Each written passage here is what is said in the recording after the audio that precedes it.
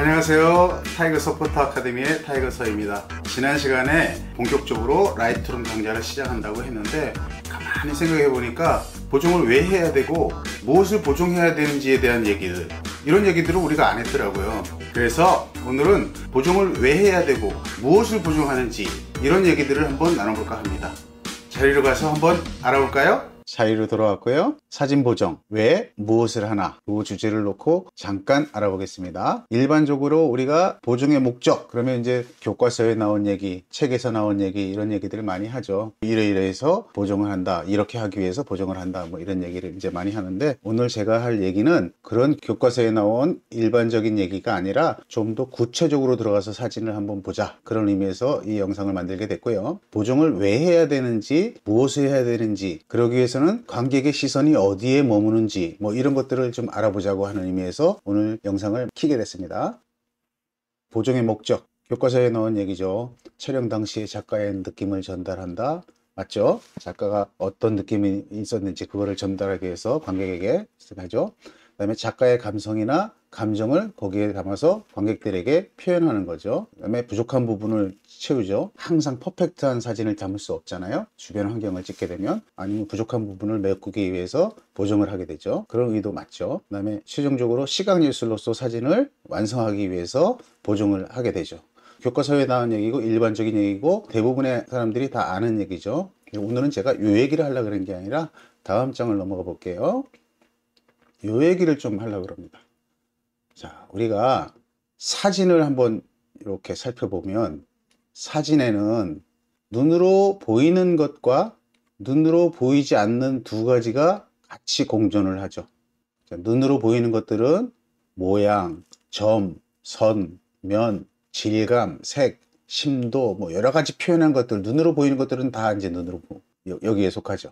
눈으로 보이지 않는 것들은 그 속에 숨어 있는 어떤 내용이죠. 내용뿐만 아니라 작가가 전달하고 싶은 스토리텔링, 메시지, 또는 관객들이 느끼는 감동, 공감, 느낌, 뭐 이런 것들이 여기에 속하죠. 눈으로 보이지 않는 거죠. 그래서 사진을 이제 크게 나누면 이렇게 크게 왼쪽 편과 이렇게 크게 오른쪽 편으로 이렇게 나누게 되면 이 왼쪽 편과 오른쪽 편의 주체가 누군지를 좀 한번 볼게요. 왼쪽 편은 사진을 만드는 작업을 하는 거죠. 작가가 이 왼쪽 편의 주체가 되죠. 작가가 사진을 담고 보정을 하고, 뭐를 위해서? 관객들에게 작가의 스토리텔링, 작가의 메시지를 전달하기 위해서, 아니면 감동을 주기 위해서. 그러면 오른쪽 부분은 작가가 만들어내는 메시지나 어떤 감동이나 스토리, 느낌을 관객들이 느끼는 거죠. 그래서 오른쪽 파트, 보이지 않는 파트는 작가와 관객이 같이 공존을 하죠. 그래서 작가가 얼마나 사진을 잘 만들어서 관객들에게 공감을 얻고 관객들에게 감동을 주고 서로 교감하는지, 그걸 하는 게 이제 보통 보이지 않는 파트, 이렇게 이제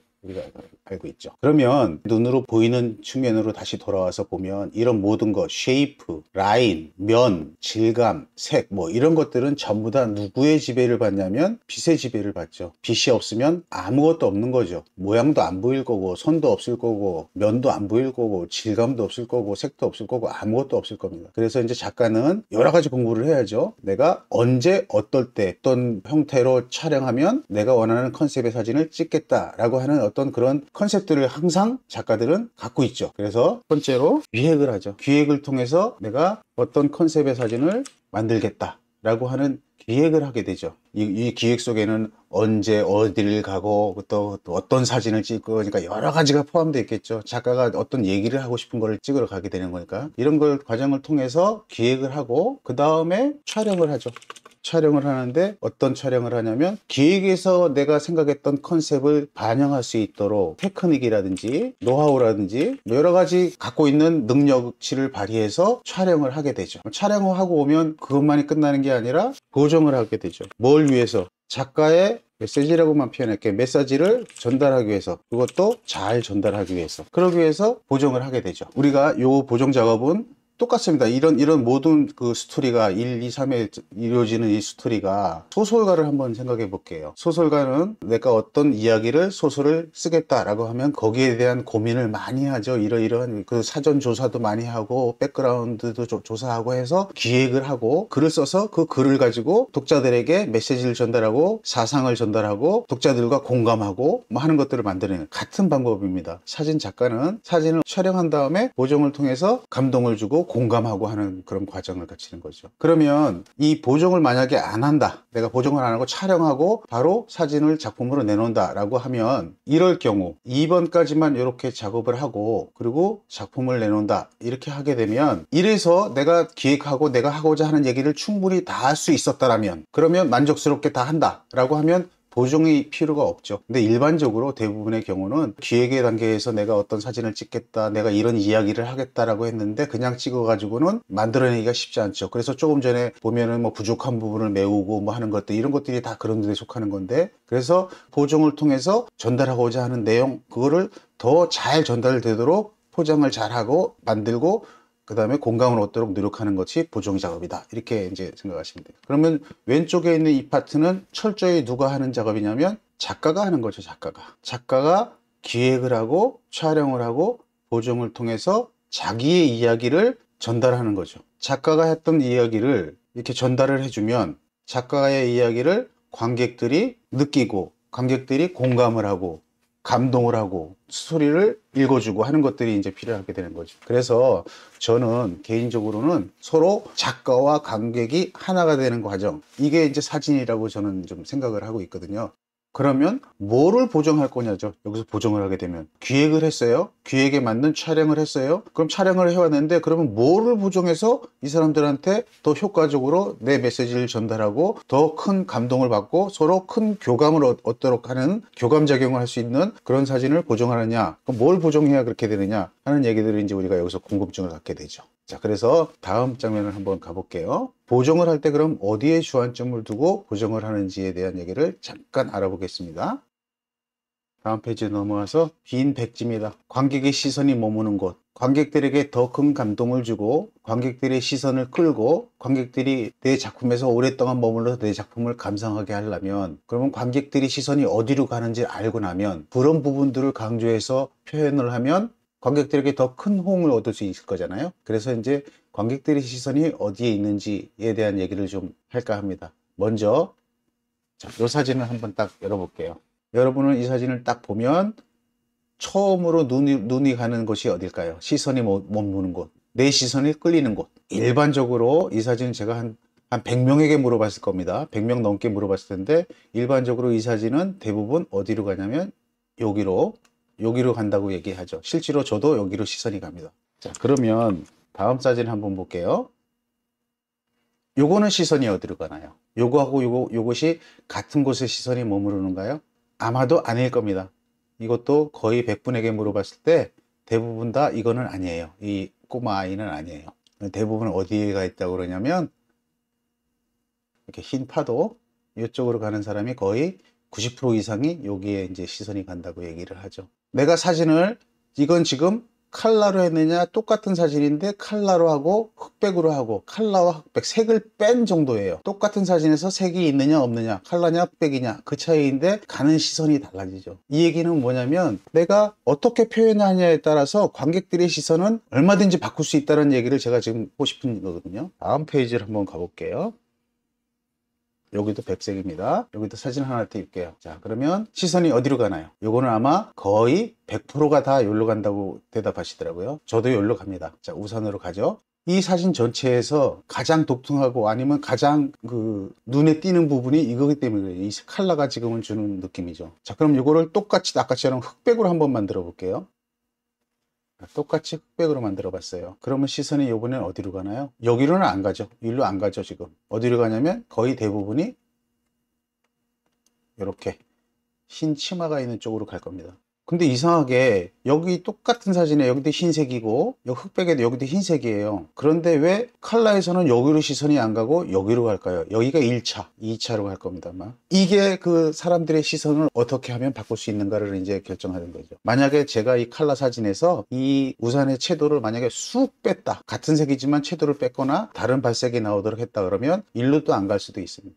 관객의 시선이 머무는 곳이 굉장히 많이 달라진다. 그러면 이제 관객의 시선이 머무는 곳은 어딘가, 이거를 알아보면 더 좋겠죠. 그래서 다음 장으로 가시면 관객의 시선이 머무는 곳, 사람들의 시선이 어디로 가는지 한번 체크해 볼게요. 일반적으로 강한 라인이 있는 곳, 스트롱 라인, 눈에 탁 띄죠. 질감이 좋은 곳. 이 질감이라는 거는 이제 영어로 하면 텍스처인데 샤픈하고는 조금 다릅니다. 질감을 얘기하는 거니까. 물론 질감 속에는 샤픈이 많이 들어가 있어요.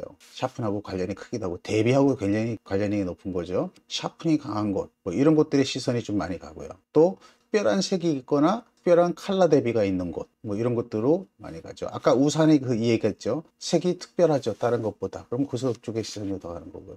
그다음에 컬러가 두 개가 존재하는데 두 개가 보색 대비로 이렇게 있다 그러면 그게 또 시선이 더 많이 갈 거고요.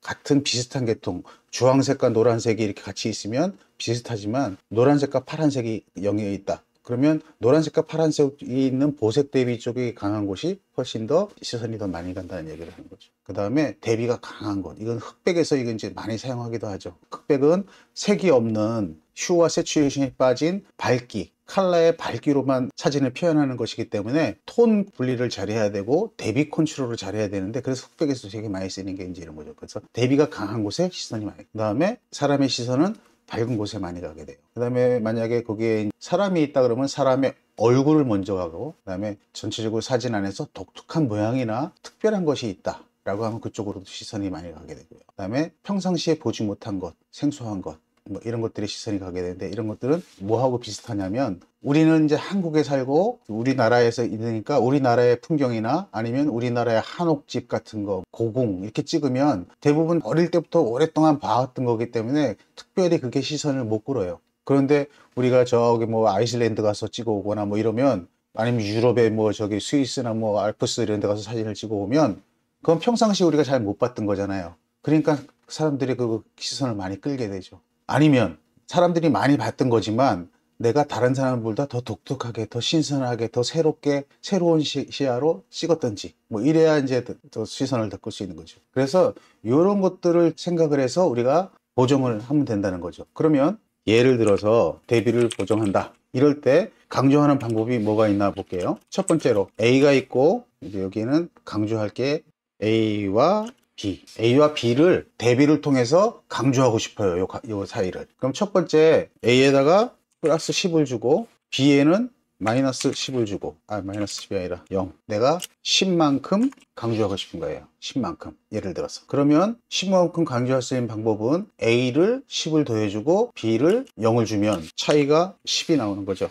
그 다음에 두 번째, A는 가만히 놔두고 B에다가 10을 주는 거예요. 10을 빼는 거죠, 거꾸로. 그래서 얘도 결국은 10이 차이 나죠. A는 가만 놔두고 B를 뺐어요, 이번에는. 그럼 10이 차이 나죠. 이것도 10만큼 강조한 거죠, 서로 차이를 줬으니까. 그 다음에 세 번째, A는 플러스 5를 주고 B는 마이너스 5를 줬어요. 얘도 10만큼 차이 나죠. 세 개가 다 결과는 같아요. 차이를 10 준 거는 같아요. 근데 실제로 최종 결과는 달라요. 왜냐면 요 A와 B의 특성을 고려를 안 했기 때문에 그래요. 그래서 A와 B의 특성을 잘 판단해가지고 어떤 거는 1번처럼 보정해야 되는 게 있고요. 어떤 거는 2번처럼 보정해야 되는 게 있고, 어떤 거는 3번처럼 해야 되는 것도 있고, 또 어떤 거는 A는 플러스 7, B는 마이너스 3 이렇게 해야 되는 것도 있어요. 이것도 마찬가지로 10이잖아요. 그러니까 이런 특성들을 이제 잘 판단해서 해야 되는데, 요게 이제 작가의 능력이죠. 보정을 하는 작가의 능력이에요. 뭐든지 다 똑같이 모든 사진을 이렇게 표현하고 뭐든지 이렇게 하고 하는 게, 그런 거는 없어요. 그래서 뭐가 좋은지는 작가가 적절히 판단해서 이렇게 구별짓고 강조하는 게 중요하다는 거죠. 보정을 할 때 이런 개념들을 좀 생각을 해 보시고, 그 다음에 주제를 강조하고 싶, 그러면 그 주제에 스트롱 라인, 뭐 색이 특별한 거, 컨트라스트, 질감, 샤픈,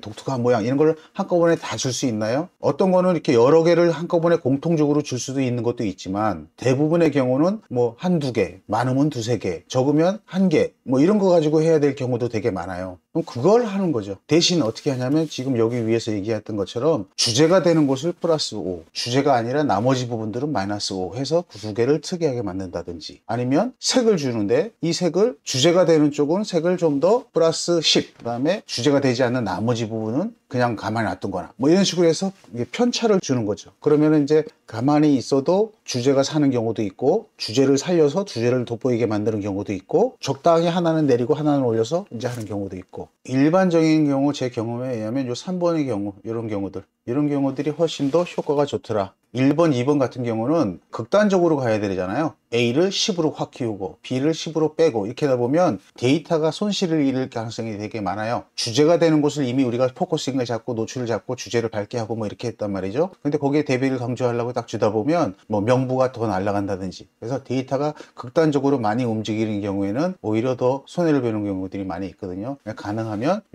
이런 식으로 델타 10을 만들고 싶으면 그걸 조절을 적절히 주고 빼고 조절을 해서 만드는 게 효과가 좋더라. 이제 이런 것들을 생각을 하고 보정하는 데 있어서 신경 써서 강조하고 빼고 뭐 이렇게 해서 내가 하고 싶은 말들을 거기에 맞도록 조절을 하는 것, 그것이 보정이다. 이제 이렇게 생각하시면 좋을 것 같습니다. 참고로 이런 내용들을 강조시켜서 사진을 잘 만든 사람들의 작품들을 한번 보면서 오늘 강의를 마칠까 합니다. 자, 이 사진은 뭔가요? 대비가 굉장히 강하죠. 밝고 어둠의 대비. 라인이 굉장히 잘 살아있죠. 시선이 그런 데로 가는 거죠. 표면의 질감도 잘 표현했죠. 그렇게 만드는 그런 사진일 거고요. 자, 이 사진도 마찬가지죠. 빛을 잘 선택하고 빛이 강하지만 그 빛이 만들어내는 강한 라인, 대비가 강하죠. 밝은 거고 대비가 강하고. 근데 이곳에 시선이 가잖아요. 근데 거기에 시선이 가는 곳에 사람을 넣었어요. 이렇게. 그러면 훨씬 더 시선을 끄는 독특한 사진을 만들 수 있게 되는 거죠. 다음 사진은, 이거는 보면 여기 지금 사진이 작아서 그런데요, 질감들, 디테일을 참 잘 표현했거든요. 이거는 블러로 뒤를 날리고 그 다음에 소프트하게 하면서 부드러우면서도 디테일을 잘 표현한, 샤프니 가는 곳에 이제, 그 다음에 여기 새가 앉았으니까 여기가 좀 독특하죠. 그러니까 사진을 보면서 시선이 일로 가지는 않죠. 이렇게 쪽으로 이제 그런 사진을 만들어내는 거죠. 다음 사진을 보면 이거는 질감을, 디테일을 굉장히 살렸어요. 그래서 이제 요 새의 눈으로, 아니면 요 깃털의 내용들, 그래서 새의 시선이 머물도록 하는 그런 사진이 되겠죠. 자, 요거는 극단적으로 대비가 강한 사진이죠. 흑과 백을 교차시켜서 완전히 극단적인 대비를 줘서 그럼 시선이 어디로 가냐면 일로 가잖아요. 일로. 이렇게 만듭니다. 사실 눈동자보다 이게 더 많이 가죠. 이쪽이. 두 개의 만나는 지점이. 그러면 요 블랙의 라인과 백의 면적과 두 개가 만나서 전체적인 사진을 이루는 그런 사진이 되는 거죠. 자, 이런 사진도 보면 독특한 순간이기도 해요. 그렇지만 이거는 이제 부재가 될 거고, 보면 명과 암, 이 대비를 컨트롤해서 이제 사진을 이제 만들어내는 거죠. 자, 이런 사진들은, 자, 빛이 있는 곳, 그래서 빛을 잘 보고, 그다음에 명과 암, 그것도 있지만 대비도 강조하고, 요 질감, 요 밝은 것의 느낌, 이 얼음의 질감들, 이런 것들 다 표현해서 여기를, 그리고 여기가 밝죠. 밝게 해서 시선이 여기에 머무르도록 하는 그런 사진들이 되겠죠. 이거는 원엑스에서 다 이제 갖고 온 사진입니다. 자, 이런 사진을 한번 볼게요. 이제 이런 사진은 독특한 컬러가 있으니까 시선이 가겠죠. 더군다나 특이한 현상이니까 시선이 더 이제 여기로 더 많이 가죠. 그런데다가 또 우리는 이런 사진을 평상시에 볼 수 없는 거죠. 이런 풍경은. 아이슬란드 사람들이나 뭐 캐나다 사람들, 이런 사람들은 자주 볼 수 있는 것이니까 좀 우리보다 지금 덜 신기할 수도 있지만, 이걸 자주 못 보는 우리는 되게 신기한 형태가 되잖아요. 그러니까 이제 이 사진의 시선들이 많이 가는 거죠. 이 사진은 외국인들이 되게 좋아하는 사진이었는데요. 많이 좋아해 줬던 사진인데, 그래서 영국의 신문에도 실리고 잡지에도 실렸었는데, 그 친구들은 이 함초가 이렇게 빨갛게 되는 걸 모르죠. 이런 느낌이 있는 것도 모르고, 이제 우리나라 사람들은 여기 많이 가서 많이 찍으니까 그냥 이런 게 그냥 뭐 멋있기는 하지만 큰 감동은 안 주지만, 외국 사람들은 이런 걸 자기네는 처음 보는 거거든요. 그러니까 굉장히 좋아하게 되고 호응하게 되는 거죠. 이 사진은 이제 세량지 사진인데, 제가 사진 판매한 것 중에 제일 많이 판매된 사진이에요. 1000장이 넘게 팔렸으니까. 자, 그런데 이거 같은 경우는 자기네 나라에서는 이런 걸 볼 수가 없거든요. 신기하고 새롭죠. 근데 우리는 세량지 사진을 많이 봤단 말이죠. 이런 사진들을. 그러니까 좀 신비로움이 떨어지지만 외국인들은 그렇지 않죠. 그래서 내가 사진을 만들 때 어떻게 만들어야 되느냐, 아까 제가 말씀드렸듯이 사람들의 시선이 어디로 가는지를 예측을 하고 어떤 곳에 감동을 받는지 그거를 빨리 파악해서 내 사진에서 그런 것들을 강조해주면 훨씬 더 좋은 작품을 만들 수 있지 않을까, 그런 생각에서 이 방송을 켰고요. 조금 여러분들이 보정하는데 막연하게나마 조금 보정하는데 도움이 됐으면 좋겠다는 생각으로 콘텐츠를 한번 만들어 봤습니다. 오늘도 감사하고요. 제 영상이 마음에 드셨다면 구독, 좋아요, 알림 설정 부탁드리고요. 다음 영상에서 다시 뵙겠습니다. 감사합니다.